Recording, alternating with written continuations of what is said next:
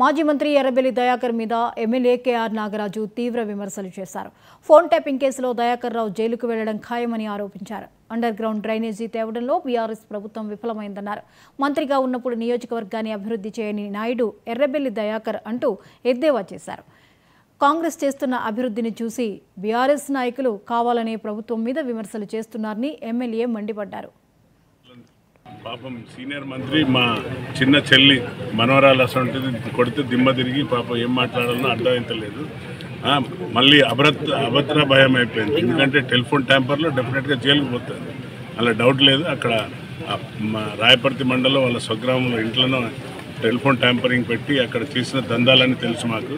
అక్కడ అదొక అడ్డా, అది ఒక క్లబ్బు, సినిమా యాక్టర్లను తెచ్చి క్లబ్గా వాడిన ఏరియా నాకు తెలుసు. సో నేను ఎక్కువ చెప్పదలుచుకోలేదు.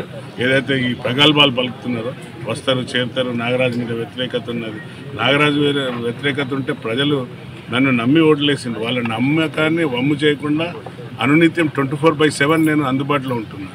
కనీసం మరి అంత పెద్ద సీనియర్ నాయకుడు అని గొప్పలు చెప్పుకున్న వ్యక్తి వర్ధనపేట ఎమ్మెల్యేకు మినిస్టర్గా ఉండి కూడా మరి ఏదైనా ఒక డెవలప్మెంట్ యాక్టివిటీ చేసిందంటే అక్కడ జీరో. అది పాత సమితి. వర్ధనపేట అనేది చాలా పురాతనమైన సమితి. ఇప్పుడు నేను 200 కోట్లతో ఇంటిగ్రేటెడ్ స్కూల్, మున్సిఫ్ కోర్టు, తర్వాత 100 బెడెడ్ ఉంటే పేపర్ మీద ఇచ్చిండ్రు. మళ్ళీ నేను పోయి కొట్లాడి మంత్రివర్గుల దగ్గర రిక్వెస్ట్ చేసి మన వర్ధనపేటకి 100 బెడెడ్ హాస్పిటల్ కూడా తీసుకురావడం జరిగింది. పాపం సీనియర్ మంత్రి